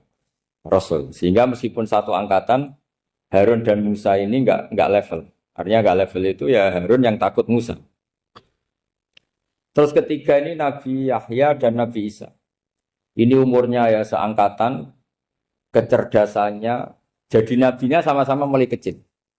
Kita tahu Nabi Yahya termasuk yang diberi khitab Allah, ya Yahya khudil kitab biquwwah wa atainahu hukma sobiyya. Yahya berpeganglah kitab secara kuat dan dia saya kasih kenabian ketika kecil. Sama dengan Nabi Isa yang disebut wa yukallimun nasa fil mahdi wa kahla. Sehingga karena selevel dua nabi ini menjadi figur besar dalam manhaj, dalam metode dakwah. Dua karena masih misanan tadi, kalau Jawa kira-kira mirip misanan. Dua nabi ini kalau memilih satu kampung, itu kalau Nabi Yahya itu milih kalau singgah di satu kampung, Nabi Yahya mesti tanya, orang sini yang paling soleh siapa, yang paling baik siapa. Ya terus singgah atau nginap di rumahnya orang baik tadi. Tapi kalau Nabi Isa enggak, orang sini yang nakal siapa, yang paling beling siapa. Terus Nabi Isa singgah di situ. Akhirnya ada pertanyaan dari Nabi Yahya, lima tanzilu ala syirarin nas. Kenapa kamu selalu singgah di orang-orang nakal? Syiror itu orang-orang nakal. Masyhur itu Nabi Isa menjawab, ana tabibun udawil mardo. Di mana-mana Nabi itu ibarat seorang dokter, kerjaannya tentu menyembuhkan orang-orang yang apa? Sakit. Jadi dua nabi ini sering berdebat, tentu debat yang baik, dan itu menjadi cara Jawa itu punjeri ilmu. Jadi manhaj ilmu besar antara Yahya dan Isa. Begitu juga Nabi Yahya itu kelihatan agak rileks, panik, saking takutnya sama Allah. Kalau Nabi Isa itu rileks, pokoknya kumpul orang-orang nakal itu ya rileks. Akhirnya ada dua pertanyaan sekaligus nanti jadi dua manhaj. Kenapa kamu sering sering kalau bahasa Arab itu abasa ya. Terus yang Nabi Yahya balik bertanya, kenapa kamu sering senyum, sering tertawa? Kenapa memangnya terus? Ka'annaka ta'manu min makrillah. Kamu sering senyum kayak kami sudah terbebas dari azab Allah, dari ditegur Allah, seakan-akan kamu orang paling benar yang enggak akan salah. Nabi Isa balik tanya, sama kamu sering masam, sering merut, ka'annaka taqnatu min rahmatillah, seakan-akan kamu putus asa dari rahmatnya Allah. Sehingga kemudian itu jadi manhaj besar. Kalau terlalu senyum, ya dianggap orang yang kayak nggak punya perasaan dosa. Tapi kalau terlalu masam, terlalu merenggut, seakan-akan rahmat Allah itu terbatas. Sehingga seakan-akan Allah itu rahmatnya nggak cukup lah untuk mengelola manusia ini. Sehingga itu jadi metode besar yang masyhur itu dalam sebuah hadis Nabi ngendikan, ulama ummati ka anbiya Bani Israil. Ulama umatku itu kapasitasnya atau fungsinya atau manfaatnya setingkat nabi-nabi Bani apa? Isra. Karena ketika umat ini enggak ditunggui para nabi setelah Rasulullah SAW, itu yang nunggui hanya ulama. Tapi ulama ini sudah cukup mewakili para nabi Bani Israel. Dan banyak syurrahul hadis, para penyarah hadis mensarahkan Nabi tidak ngendikan ulama umati kamisli seperti saya, tapi ka'ambiyai Bani Israel, bagaimana nabi-nabi Bani Israel. Nabi Bani Israel itu macam-macam. Termasuk ada yang tidak nikah, yaitu yang bernama Yahya dan Isa. Delala umatnya Nabi itu ada orang alim alamah yang ilmunya melegenda, yaitu namanya Imam Nawawi. Itu tidak nikah. Sampai kabudut. Meskipun dalam ajaran syariatnya Nabi, an-nikah sunnati, tapi selalu ada orang yang ditakdir tidak nikah. Karena masyhul, karena sibuk ngurus ilmu. Bukan karena tidak laku, yang jelas itu bukan karena tidak laku. Imam Nawawi itu ganteng, orangnya ya normal. Tapi karena sibuk nulis, beliau sampai kabudut itu tidak nikah. Imam Sibawayh itu suka sekali sama ilmu, menjadi istri utamanya ya ilmu. Dia ganteng, Sibawayh itu maknanya tuh apel, dia ganteng sekali, sampai banyak cewek yang senang. Akhirnya dia nikah. Saya nggak pernah dikumpulin. Dia belajar terus. Ketika beliau ke pasar, dulu nggak ada supermarket, beli kertas, kitabnya dibakar semua sama istri. Dikira istrinya terus mencintai dia, malah diceraikan. Terus siapa Imam Sibawayh? Terus ada umatnya Nabi yang paling unik di dunia. Mungkin Pak dosen, saya kiai pun nggak bisa nih. Tuh ada orang tuh ganteng sekali, istrinya cantik sekali. Itu tahu-tahu sudah 10 tahun tidak pernah hubungan suami istri. Karena ketika si suami itu tahu istrinya cantik, itu langsung sholat sujud syukur, sholat terus. Saking senengnya punya istri cantik. Yang istrinya cantik juga solihah, tahu suaminya ganteng ya terus sholat terus syukur. Itu sampai berhari sampai bertahun-tahun. Terus ketika ketemu, cocokan, dek kita sudah nikah berapa? Terus dilihat, kayaknya sudah 10 tahun, tapi tidak pernah hubungan. Oh itu nggak kebayang, itu ganteng sama cantik. Kalau jelek sama jelek itu mungkin. Yang satu bilang naudzubillah, satu itu kan nunggu rafa saja. Ini nggak ganteng sama cantik. Nah kenapa kualitas ulamanya Rasulullah itu bisa seperti Nabi Bani Israel? Karena agama ini, umat ini sudah ada ditunggui para nabi. Jika mau tidak mau kualitas ulama, alhamdulillah barokahnya Nabi itu berkualitas kayak nabinya Bani Israel. Soal kebahagiaan, nenek moyang pulau jenengan tuh anaknya banyak, dijajah Belanda, jajah Jepang ya nyatanya anaknya banyak. Itu kira-kira bahagia apa enggak? Nah, artinya gini ya tentu kita tidak ingin dijajah itu tentu ya, tapi kita ini selalu latah. Wah kalau ekonomi jatuh kita makan apa? Kalau kita dijajah kita tidak perlu seperti itu. Rahmatnya Allah Ta'ala itu akan adrokatna. Rahmatnya Allah Ta'ala akan menemukan kita. Apapun kondisi kita, apapun keadaan kita. Ini cara berpikir tauhid. Sehingga Nabi itu tidak pernah bayangkan umatku narata tunggoni piye, ditunggoni Allah.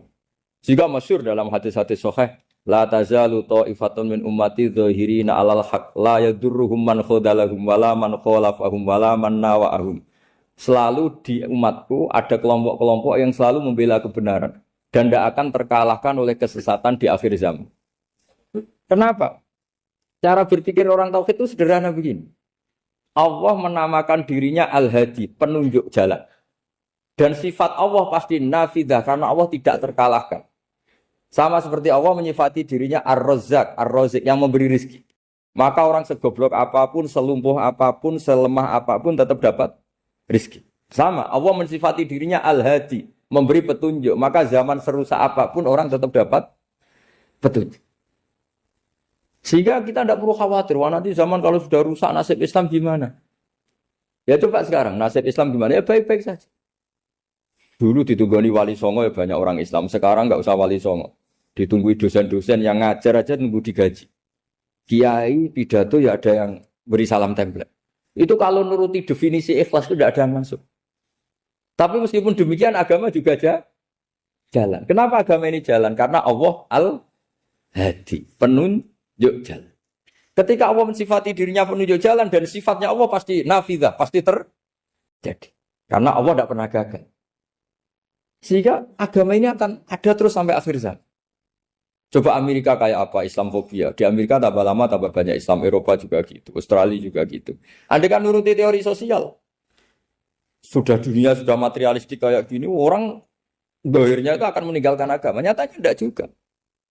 Saya pernah di Korea seminggu. Itu di negara ateis. Itu TKI ke sana tuh nyari uang. Ternyata ya kepikiran bikin masjid, bikin komunitas Islam. Coba siapa yang menggerakkan hati itu? Hanya Allah Subhanahu wa Ta'ala. Jadi cara berpikir tauhid saya ulang lagi, saya mohon sekali di pengajian ini saya cerita wajah alani mubarakan aina kuntu. Jadi cara berpikir sekian nabi, terus kita punya karakter tertentu, kita milih nabi ini itu sah. Karena ulama ummati ka'ambiyai bani Israel. Ulama umatku itu ibarat kayak nabi bani Israel. Jadi ada yang milih tadi seperti Nabi Isa fokusnya ngurusi orang-orang nakal. Itu juga bagus karena di mana-mana nabi itu seperti dokter. Tapi Nabi Yahya hanya berkawan sama orang-orang soleh. Kita tahu berkawan orang fasik itu resiko ketularan. Iman pas-pasan wae kancana nang fasik kan taqabbalallahu minna minkum gitu. Wong kamu sendiri tidak sehat-sehat amat berteman orang penyakitan kan bahaya.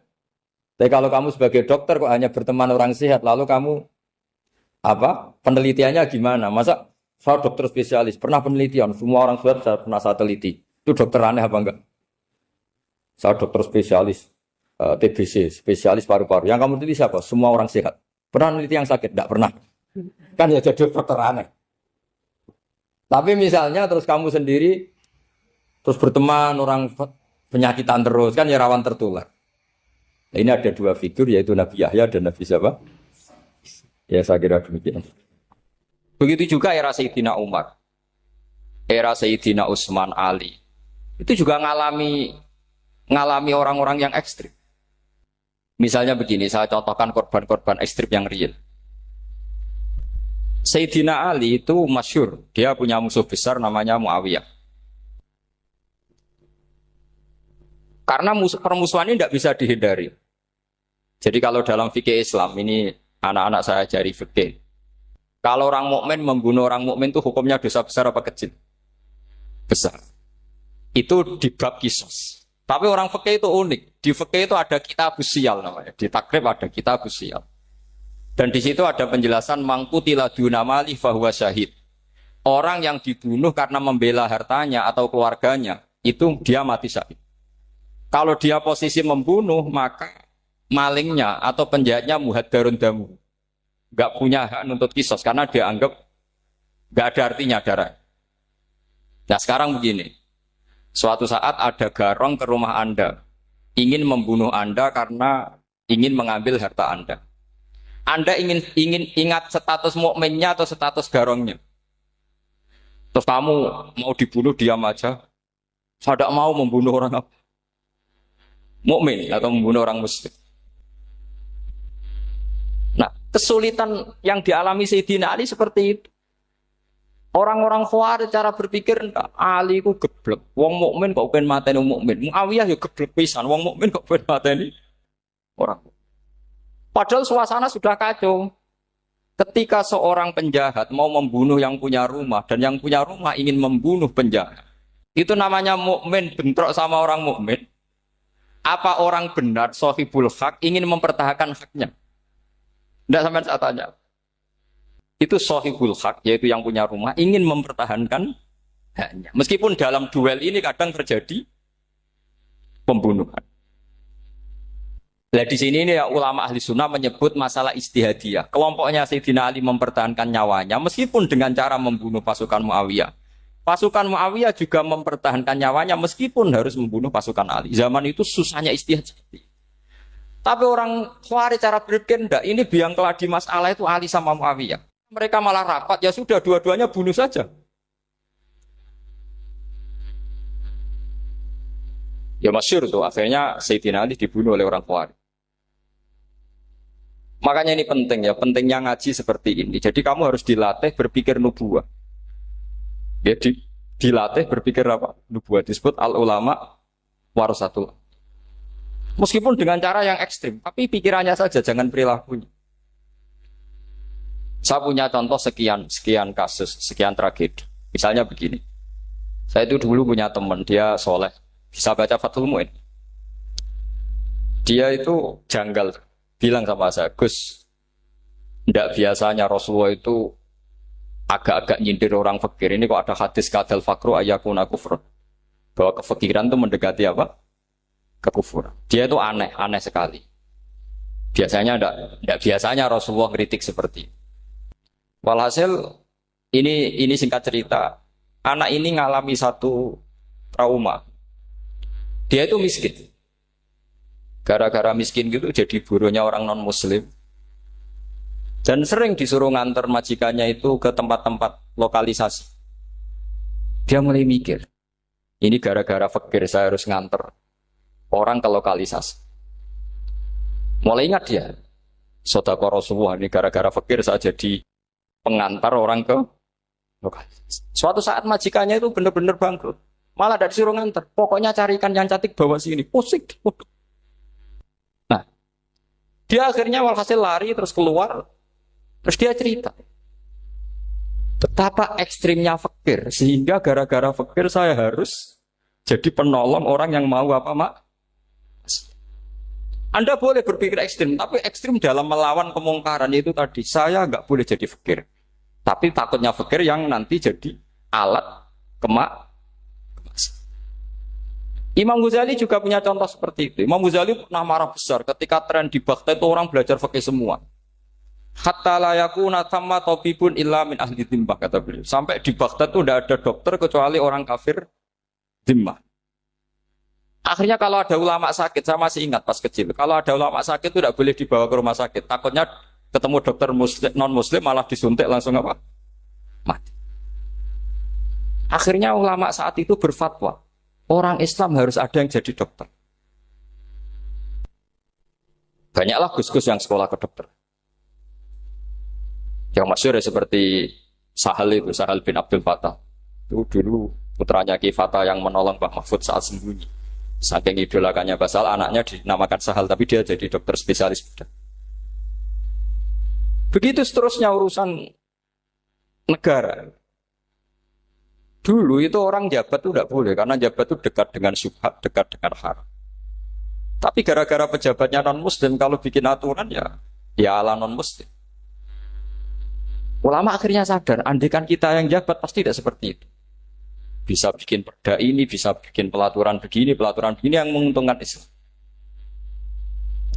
Nah, jadilah banyak pejabat yang sekarang muslim. Tempat-tempat maksiat di obrak-abrik sama Satpol PP macam-macam. Kita untung.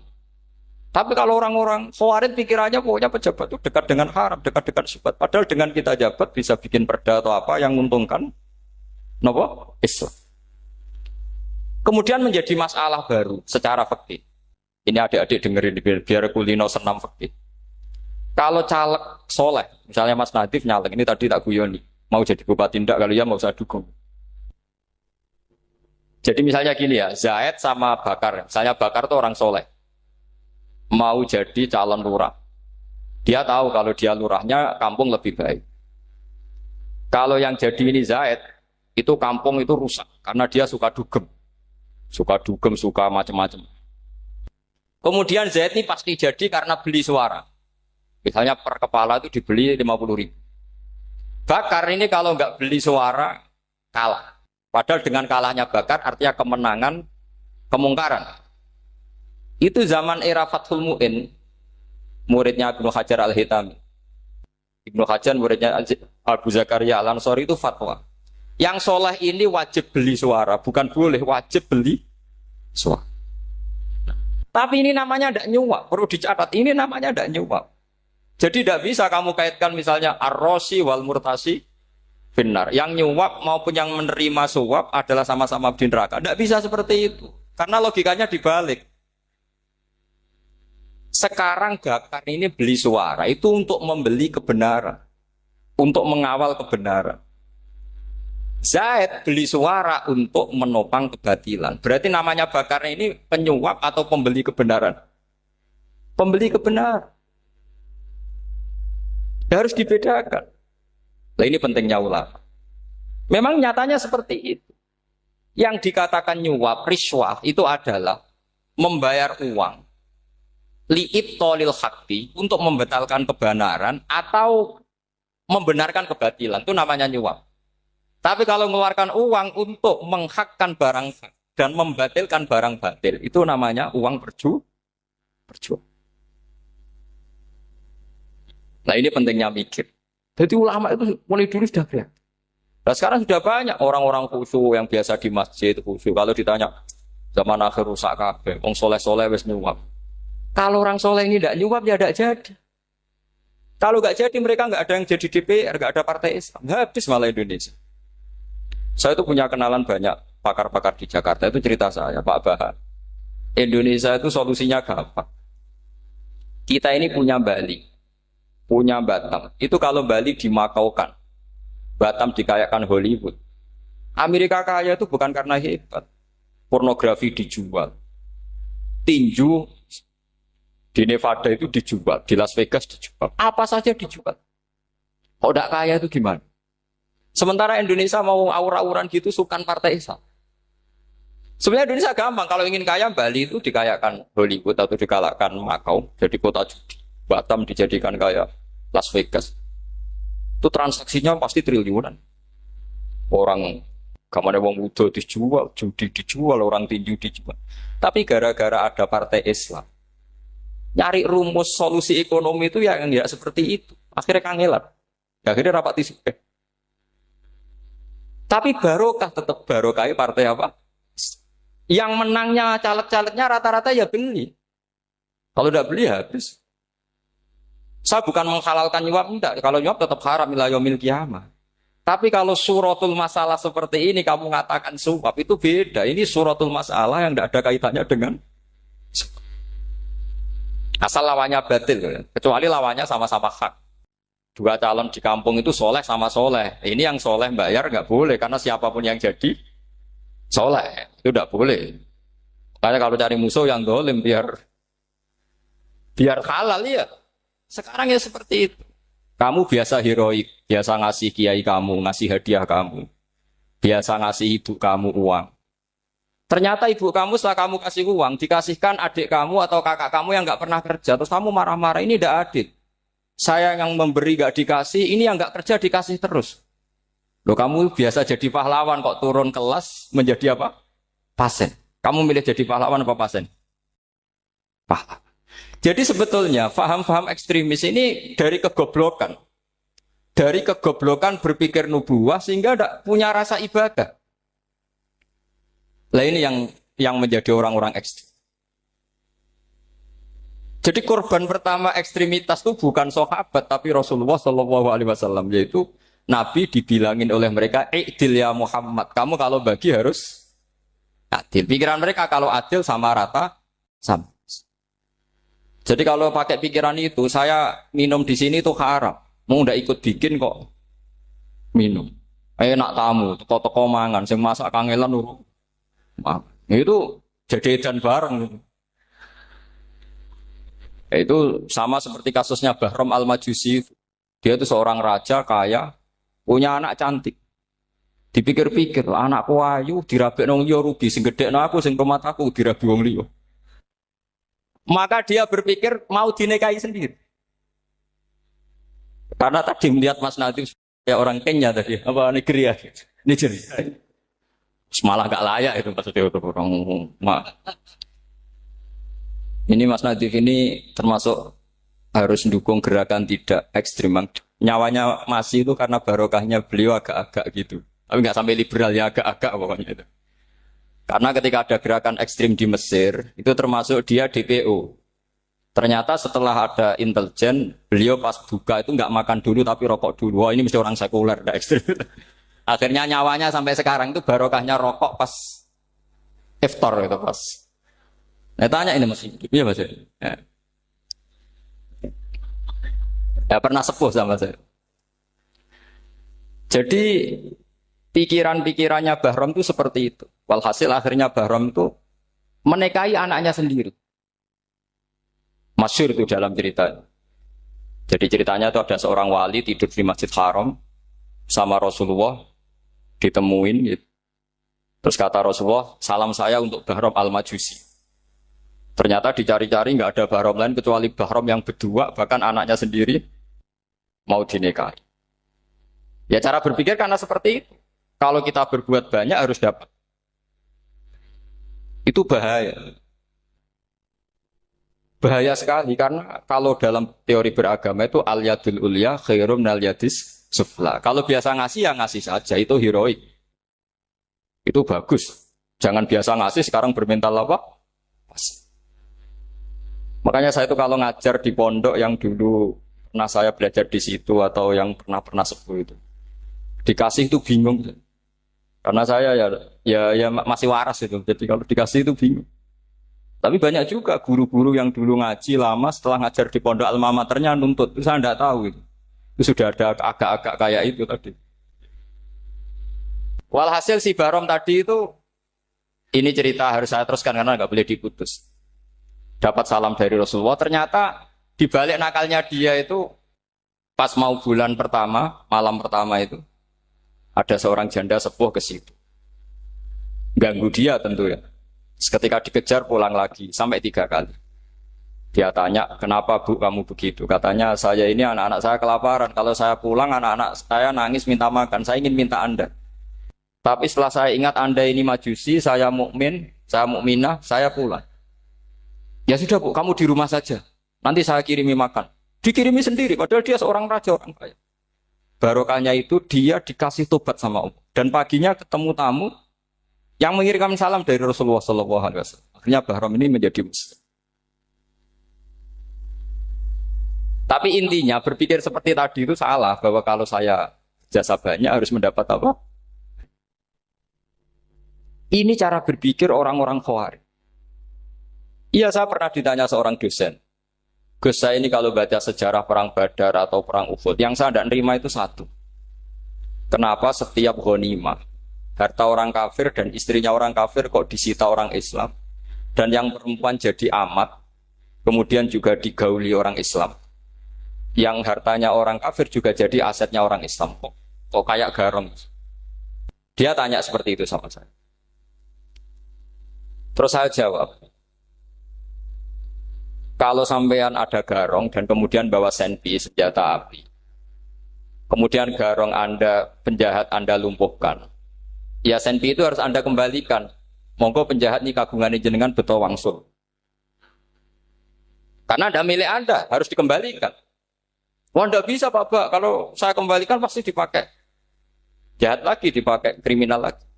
Ya sama, kalau asetnya orang kafir dikembalikan ke orang kafir akan menjadi aset kekafiran lagi untuk menghancurkan kita. Nah, perempuan juga sama.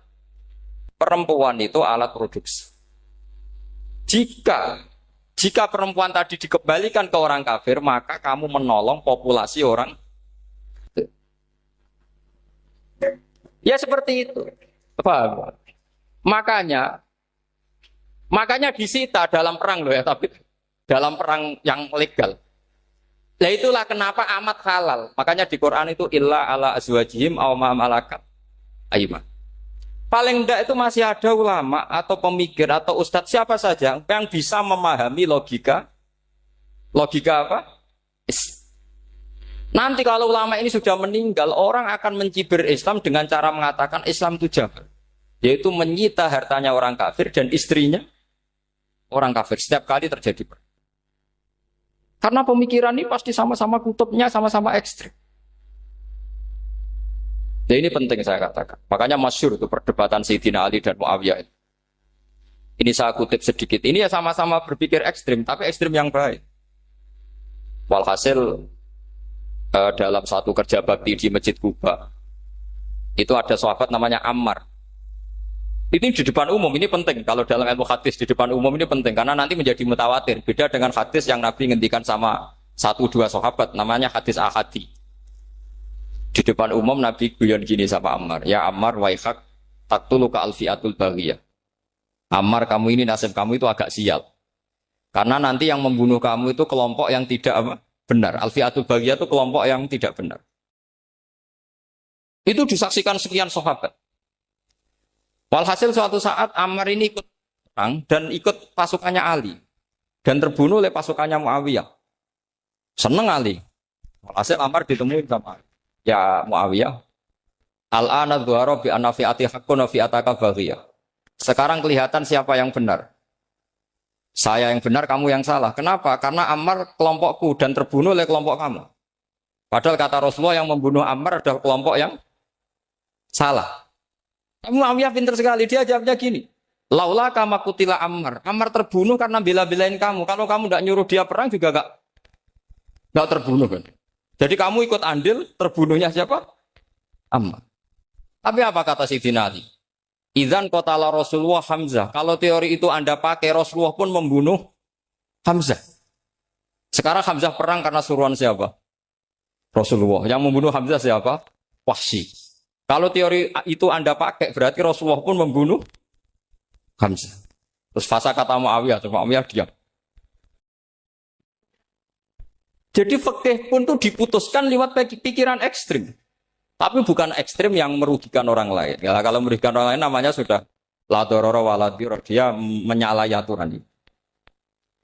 Makanya saya pernah ngaji di sini dulu ketika tahun kemarin. Fikih-fikih Islam itu punya rumus. Itu ya gara-gara pikiran ekstrim sebetulnya. Saya pernah nyontohkan adalah orang tuh kalau sholat jenazah itu mayitnya di depan. Itu ulama fikih tidak ada yang punya alasan. Mau hanya bilang gini, hakada wajadna salafan wa khalafan. Mulai dulu kalau nyolati mayit ya jenazahnya di depan. Ya hanya gitu saja, tidak punya alasan. Makanya ulama lain mengatakan tidak apa-apa jenazah di belakang. Yang sholat di depan. Kenapa? Fa innaha laysat bimanzilatil imam. Memangnya jenazah imam harus di depan.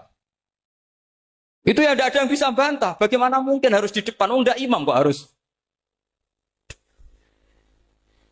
Yang harus di depan itu imam. Jenazah itu imam apa enggak? Enggak. Terus alasan kedua, sholat ghaib. Kalau ada orang mati di Surabaya, Mas Nadib di sini, sholat ghaib boleh enggak? Boleh. Jenazahnya di depan apa belakang? Belakang. Di belakang kan? Berarti harus enggak jenazah di depan? Ya dia mau ngakeh yang jelas kalau itu. Lah ini contoh-contoh kecil. Nah orang Khawarij itu orang yang paling tidak mau menerima otak-atik seperti itu. Akhirnya jadi goblok bareng tadi. Ya makanya Rasulullah pun jadi korbannya Khawarij. Muhammad kamu harus adil. Karena pikiran mereka adil itu yang memberi banyak ya dapat banyak. Kalau pikiran nubuah tidak seperti itu. Kalau yang biasa memberi, biasa heroik, biasa baik ya biar tetap biasa memberi. Jangan dilatih jadi apa? Fasih. Ini mungkin adik-adik juga agak keberatan, tapi harus dilatih. Makanya saya itu jadi kiai itu ya mulai kecil anaknya kiai butuh kiai. Saya itu ya mulang tuh senang. Saya tidak pernah terlintas dikasih santri atau dihormati ya enggak. Mungkin sampai mati ya enggak terlintas. Ya pikiran saya sederhana. Biasa mulang pahlawan malah sekarang pasien itu malah kayak cemen, kayak turun kelas itu. Jadi saya terus ya enggak kepikiran sama sekali. Loh kalau saya minta sama Allah karena itu atasan saya. Makanya ada ulama yang ekstrem gini, ini kisah nyata. Ada ulama alim datang ke seorang raja. Rajanya ini soleh padahal. Ternyata pas raja itu berdoa, ya Allah saya kasih ini, kasih ini. Padahal ulama tadi itu mau mengajukan proposal. Mau minta apa gitu. Terus dia pulang ketika ditanya, Pak Kiai kenapa pulang? Ternyata raja itu minta zat yang sama yang saya mintai. Kalau raja saja masih minta, ngapain saya minta raja? Saya akan minta zat yang dimintai raja. Terus pulang dia. Oh, itu ya pikiran ekstrim, tapi bagus ekstrimnya. Saya akan minta zat yang dimintai raja. Kalau sampean kan enggak, uteke saya les, sholat dinteni, tetap jalo. Oh, orang mikir seperti itu. Memang salah didik, salah itu tadi.